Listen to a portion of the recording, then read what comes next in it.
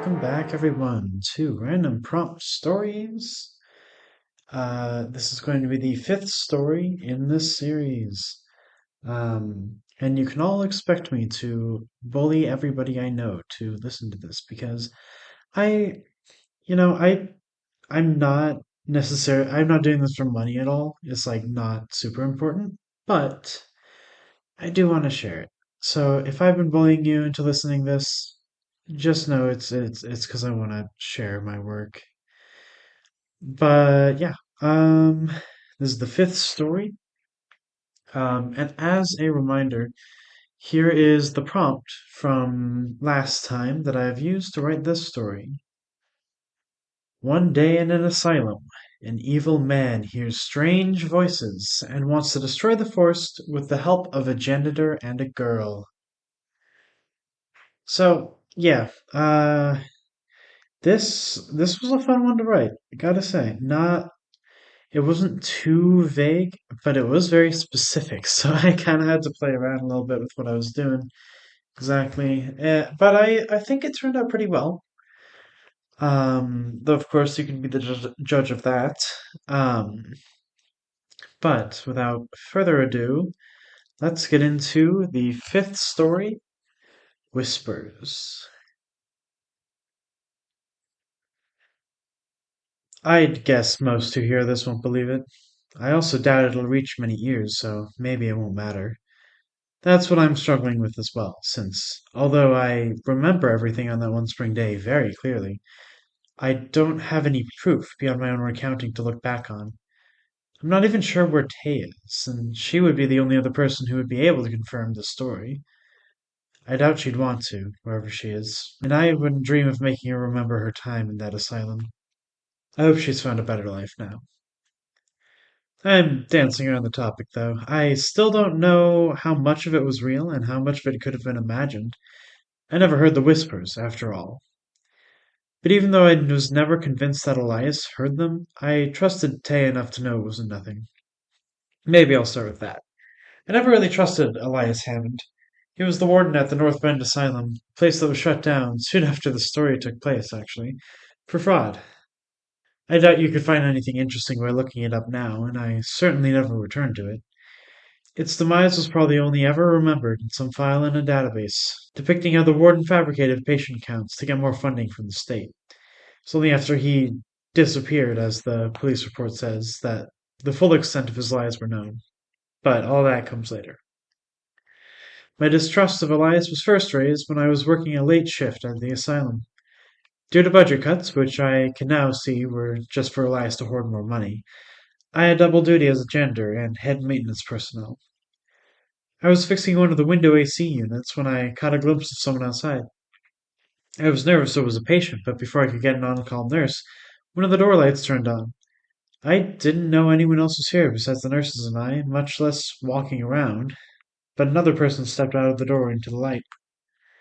I only caught a glimpse of their faces before they went inside, but from my vantage point, I could tell the one who opened the door was Elias, and I was pretty sure the other one was one of the groundskeepers, covered in dirt. Not caked in it like he'd fallen, but a layer of dirt around his pants and hands like he'd been digging. They both went inside, talking quietly, and the light turned off. Since then, I've been a bit more wary about Elias. I never connected the dots between that time and one of the rooms I had to clean out later in the week, even when I learned that the previous patient had died the day prior. I never saw the records, though. Just learned it from overhearing one of the nurses who worked with the patient. She was concerned, noting to another nurse that she never even saw the body before it was taken, she assumed, by another group of nurses for internment. More likely it would have been cremation. They didn't have any relatives I knew of, she said offhandedly. I didn't think too much of it, though. I was already overworked and didn't want to get too far into that mystery. I think it was more than that kept me from investigating, though. At the time, I really didn't want to acknowledge the corruption there. It was hard enough seeing the patients, a lot of whom were young, struggle with being misunderstood or not properly cared for. One such patient, Tay, as she preferred to be called, wasn't even noticeably disabled. She talked well, was always kind to the other patients, and for the longest time I couldn't understand why she was admitted. Even then, the nurses only called her Taylor, despite a desire to use her nickname. Whenever she pressed this, they would nod along, but then give some kind of excuse, often citing the need to be distant from the patients for emotional reasons. It was Bull, anyone could tell, so I would go out of my way to say hello to her in the halls, always using Tay when I saw her. It wasn't until I overheard another conversation, you can overhear a lot as a janitor, that I found out why she was treated with the same callous skepticism as the rest of the patients. As I was passing in the hallway one day, I heard her asking a nurse if she could have her room moved somewhere facing away from the forest. The asylum was bordered on one side by thick trees, and on the other by the road, so it wouldn't have been that difficult to move her, especially based on the amount of empty rooms I'd cleaned out recently. But the nurse kept asking her why, not acknowledging Tay's discomfort at the question. I was off to the side, looking away as if checking the walls for dirt, but I could hear her mumble something about whispers coming from the tree line. The nurse's voice went hard, and he said he'd check with the warden. We could both tell that the nurse had no intention of indulging her request. They walked by me then, back to her room, and I gave my usual greeting and a wave. She waved back, but said nothing. I hadn't been allowed to give her my name by the nurses. I glanced at the nurse next to her, and seeing that his back was turned, mouthed Holly towards her with a smile. She smiled too, then, and mimed zipping her lips. That was the only thing I knew about why she was admitted there, just that she heard voices in her room. But after a while, I noticed something else when I would see her in the halls. Sometimes she would discreetly put her fingers up to her ears, as if blocking out the noise of a crowd but not wanting to draw attention. She would still notice me and wave, but there was never too much noise in the hallway at those times, as far as I could hear. After I saw her do it a few more times, I started looking around the halls to see if there was anything that someone with sensitive hearing might be picking up on, but that I wasn't. I didn't notice anything like a flickering light or faulty wiring, but I did eventually realize that Tay only plugged her ears when Elias was in the hall as well, or in a nearby room. I checked a few times as well, just by looking into the offices nearby when I saw Tay holding her ears. It was consistent, though I was only able to check about 4 times before Elias started to take notice as well. I suppose Tay might have been glancing at him when she passed, because after passing her once, when I happened to be in the same hall, he stopped and asked the nurse if she was all right. The nurse said yes, but also commented that the patient claims to hear voices. Tay didn't say anything, and neither did Elias, but as he let them go, he looked after them for a second before walking on. I didn't feel good about that exchange, and I'm not sure how many times Elias saw her, but I tried my best to keep an eye on the situation without looking suspicious. I definitely didn't trust Elias now. Something was off, and I was starting to put some of the pieces together. I didn't have enough proof to talk to anyone about it, nor would I, and I doubted anyone at the asylum would believe my suspicions. Still, I was more inclined to be sympathetic to Taya's talk of hearing whispers, when Elias also seemed to be having a reaction to her hearing voices. I cleaned around the hall near Taya's room more often, but still not enough to be odd. There were things to clean basically everywhere in the building, and the other gender and I were already in enough overtime splitting the building as we had it. So when I volunteered to take a larger portion of the North Hall, my coworker's reaction was mostly relief. One day, early enough in the morning for there not to be much activity, I saw Elias walking down the hall to Tay's room, led by a nurse. The nurse was telling him the procedures for interviewing a patient, clearly not enthusiastic about the warden, who was not a psychologist, wanting to question a patient. But the warden was nodding along, seeming as if he had researched the procedure ahead of time. He even filled in some gaps in the nurse's instructions. Soon enough, the door was unlocked and Elias was permitted to enter.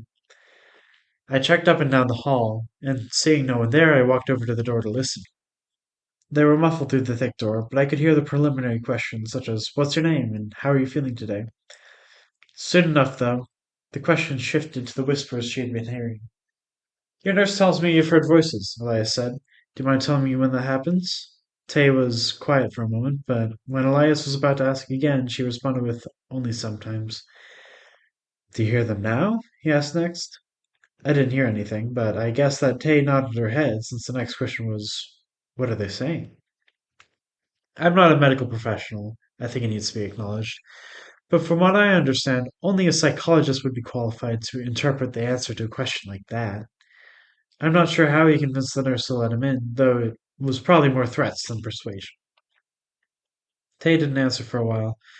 though I could hear the rustle of scrubs as the nurse shifted behind the door. The conversation was veering from a detached medical questioning very quickly. Any nurse would have been uncomfortable with that, but they didn't intervene. Elias called Tay's name again, but when she still wouldn't answer, his voice rose. Tell me, he shouted. Go to the forest, she blurted out at last. That's what they're saying. Happy? She said, clearly upset. Thank you, Elias said, curtly. He cleared his throat as his footsteps came towards the door. I tried to back away and look as if I had just been mopping nearby, oblivious to the discussion. Him and the nurse exited the room, and as they saw me, lowered their voices. Soon, the nurse's voice raised, saying, I have more patients to attend to, and I can't permit you to go alone. It's completely against protocol. We'll be within the camera line. Listen, it's just to get her accustomed to the forest. Once she sees nothing wrong, she'll be fine. The nurse opens her mouth, most likely about to reprimand the warden for making assumptions about the treatment process, but to everyone's surprise, including my own, I jumped into the conversation. Sorry, I couldn't help but overhear. Are you planning on taking Tay by the forest? I asked, trying not to seem like I knew as much as I did. Excuse me, Holly, but this is a confidential matter, and you, began the nurse. You know that kid? Interrupted the warden. He looked me over, then turned back to the nurse. Would it be better if I had another staff member with us? The nurse looked between us, unable to decide whether to be angry or surprised. No, I couldn't condone that, they said at last. Neither of you have any experience with the patient. I'd say she would trust me more than you, I countered. How many times has she smiled and waved at one of you? I greet her every morning. The nurse looked as if they were about to start shouting. I knew I had crossed the line, but Elias interrupted again. I think, he said, that if you want to keep tabs, the security guards will be able to record the camera feed for you. Better than to risk me not being able to tend to your other patients. Or any patients, he added. It was blackmail, pure and simple. But the threat of unemployment kept the nurse's mouth shut. Elias didn't quite trust me either, but even if he did threaten my job, he knew he couldn't just offload it onto the one remaining janitor. In any case, I think he realized that if he wanted to do anything with Tay, he'd have to go with me. Eventually, we were permitted to take Tay on a walk by the tree line.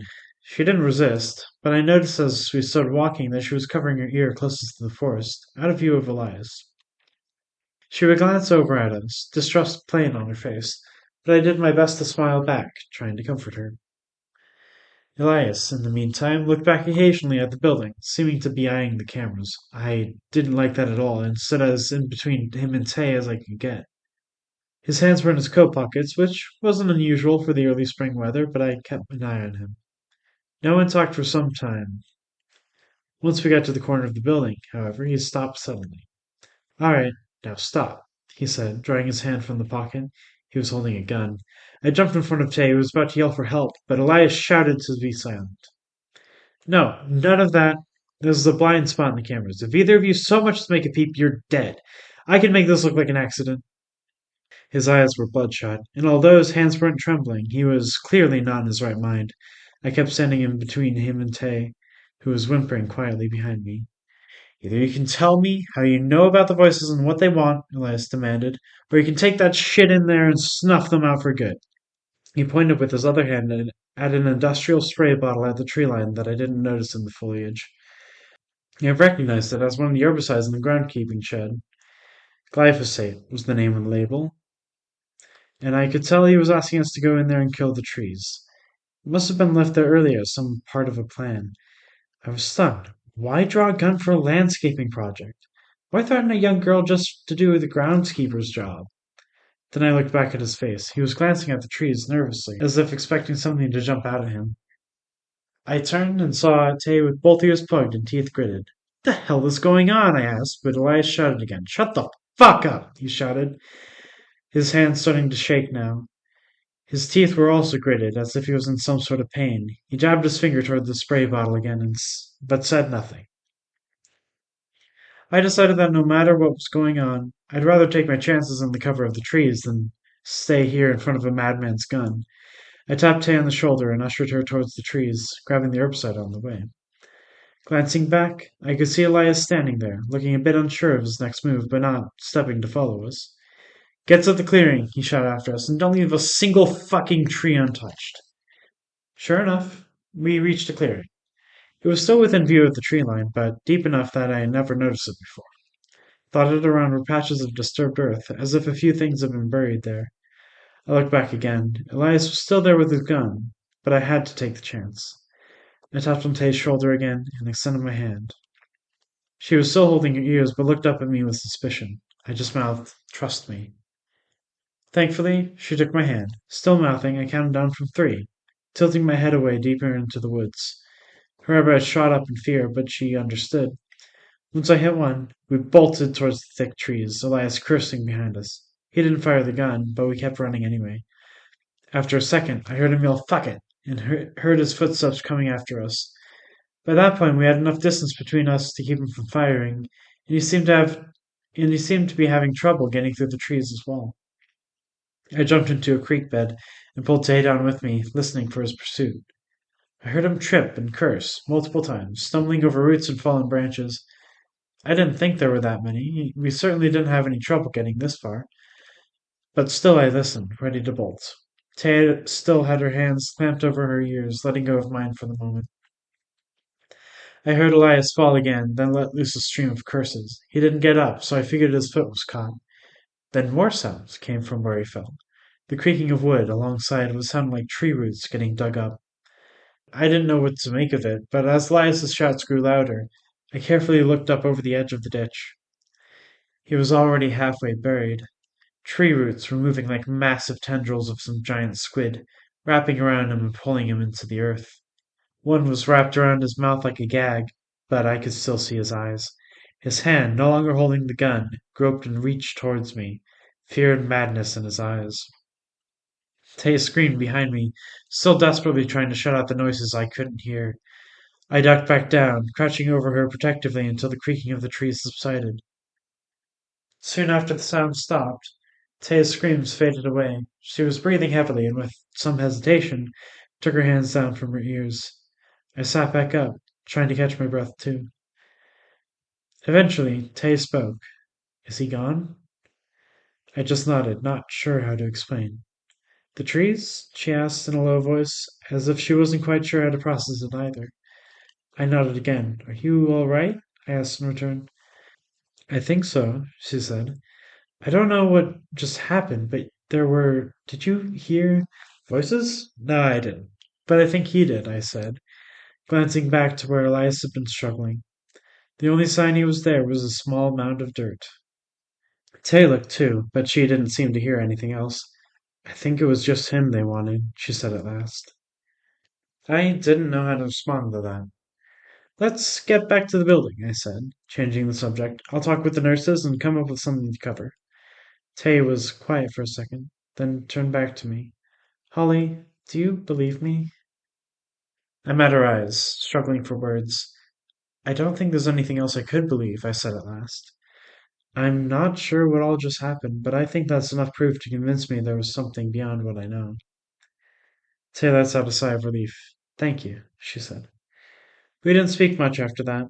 I got us back to the building and answered questions about Elias as best I could. I told them he had drawn a gun and chased us into the woods, but that I had no idea why. I didn't mention the moving trees, or where he had gone, just that we threw him off our trail by hiding in a nearby ditch. This was all true enough and good enough to satisfy the security guards, who immediately called the police. I didn't mention the fact that they probably wouldn't find anything. Tay was picked up by one of the nurses, who led her back to her room. She looked back, tired and dirty, but gave me a half smile and a wave, which I returned. That was the last time I saw her. Soon after the police arrived, the asylum was shut down, with most of the patients being dispersed to other facilities. The staff was all let go as well, and an investigation into Elias soon revealed embezzlement and fraudulent claims as to the amounts of patients in the asylum. The investigators also found that one of the groundskeepers was a part of the whole conspiracy, whose confession had led them to a clearing. Apparently it was home to several unmarked graves, occupied by deceased patients who didn't have any family on file to contact. They had been used to inflate the census reports. I only read about this later when it was on the news, but the state seems to have mostly forgotten now. I said clippings from the newspapers, but it disappeared from everyone else's minds not long after the stories came out. I don't quite know what to think, to be honest. I saw what I saw, but to accept this occurrence would be to accept a lot. I've never been a superstitious person. Writing this down has helped me to see it all in front of me, but I don't blame anyone who finds this for being as skeptical as I am. I just hope that one day I'll find Tay again, have at least one person who understands.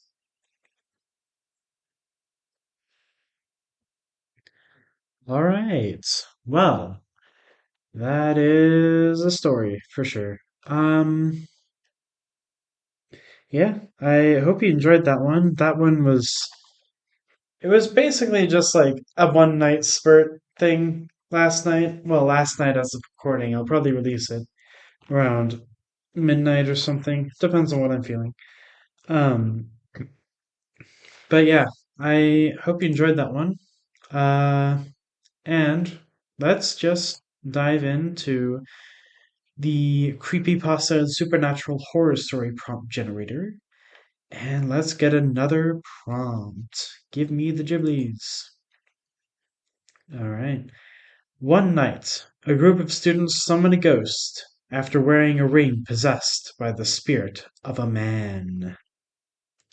Ooh, a man. That's always what I think of when I see these things. It's just like, ooh, it's a man. Oh.